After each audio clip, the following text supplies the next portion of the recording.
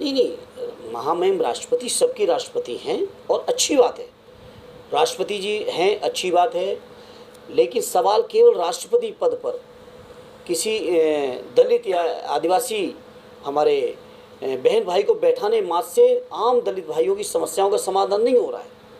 आप बताइए बैकलॉग में कितने पद खाली हैं, आप बताइए कि कितने पदों में आरक्षण मिल पा रहा है, आप बताइए कि बाबा साहब भीमराव अम्बेडकर जी के बनाए हुए संविधान, जहां आपके बीबी मंडल साहब की सिफारिश के बाद जो संविधान संशोधन हुए और पिछड़ों को भी जो संवैधानिक हक मिले, उन अधिकारों का कितना लोगों तक पहुंच पा रहे हैं, इसके सवाल हैं देश के सामने।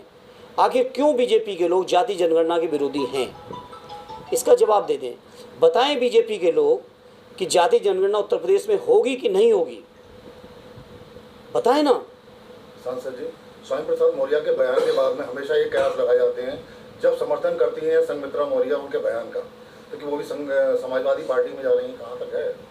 देखिए, जहाँ तक मैं जानता हूँ संघमित्रा मौर्य इस समय भारतीय जनता पार्टी की सांसद हैं। अभी तक मेरी सूचना में समाजवादी पार्टी की नहीं है, इसलिए मैं उनके बारे में नहीं कहना चाहता। उनके बयानों का लगातार समर्थन करती हैं वो स्वामी प्रसाद जी के? नहीं, वो करती हैं अपने पिता का, ये अच्छी बात है। किसी भी बेटी का कर्तव्य होगा कि वो अपने पिता की बातों को ज़रूर माने। इस पर बीजेपी ने आपत्ति भी कही। नहीं, तो बीजेपी का आंतरिक मामला है ना, उसमें मैं क्या कह सकता हूँ। बीजेपी के आंतरिक मामले, उन आंतरिक मामलों से मेरा नहीं वास्ता है। मेरा वास्ता इस बात से है कि पिछड़ों को कितना हक मिला, न्याय मिला। अगर आप बदायूं की चर्चा कर रहे हो तो इस बजट में, जहाँ कल वित्त मंत्री ने बजट पेश करते हुए कहा कि मेडिकल कॉलेज हम हर जिले में बनाएंगे, अरे मेडिकल कॉलेज हर जिले में क्या बनाओगे? जो माननीय अखिलेश यादव जी का बनाया हुआ मेडिकल कॉलेज है, जिसको हम लोगों ने मात्र 11 महीने के अंदर ओपीडी शुरू करा दी थी, आज उस मेडिकल कॉलेज की दुर्दशा देख लीजिए।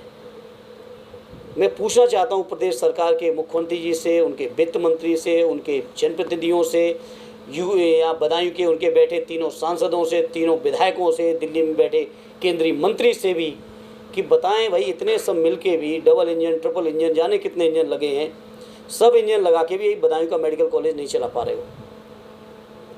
सांसद जी, कल एक बड़ा हत्याकांड हुआ, 3 लोगों को मौत के घाट उतार दिया गया, बर्बरता के साथ बड़ी फायरिंग की गई, क्या कहना है उस घटना के बारे में आपका? पूरी तरह से उत्तर प्रदेश की कानून व्यवस्था ध्वस्त है। जहां अभी आपने भत्ता नगला की घटना का जिक्र किया, अगर कानून व्यवस्था सही होती तो ऐसा हो पाना कभी संभव ही नहीं था। यहाँ थाने के सामने भी लोग आत्मदाह करके मर रहे हैं। यहाँ पे ब्राह्मण परिवार की कानपुर के अंदर बहन बेटियों को जला दिया जाता है बुलडोजर चला के, तो आप क्या उम्मीद करोगे? क्योंकि उत्तर प्रदेश के अंदर भारतीय जनता पार्टी की जो पुलिस है, उस पुलिस के पास 2 ही काम हैं, या तो वो समाजवादी पार्टी के लोगों के साथ अत्याचार अन्याय में व्यस्त हैं, या वो अपने लूट में व्यस्त हैं। तीसरा काम नहीं है, जो उनका मूल काम है उस काम से वो हटे हुए हैं। इसीलिए इस तरह की घटनाएं हमें आपको सुनने को मिल रही हैं। सांसद जी, एक आदेश, स्वामी प्रसाद मौर्य जिस पार्टी पे है वो अपनों को ही लेकर बात करते हैं, वही पार्टी को ज्वाइन करते हैं जहाँ उनके अपनों का भला होता है। संघमित्रा मौर्य अगर समाजवादी पार्टी ज्वाइन कर ले 1% और बदायूं सीट मांगे, उस कंडीशन में आपकी प्रतिक्रिया है?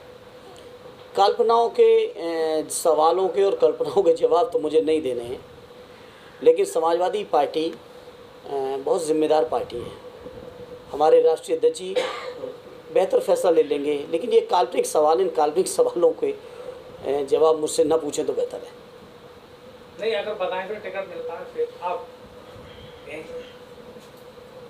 तो आप दे दो, आपके पास होगा टिकट।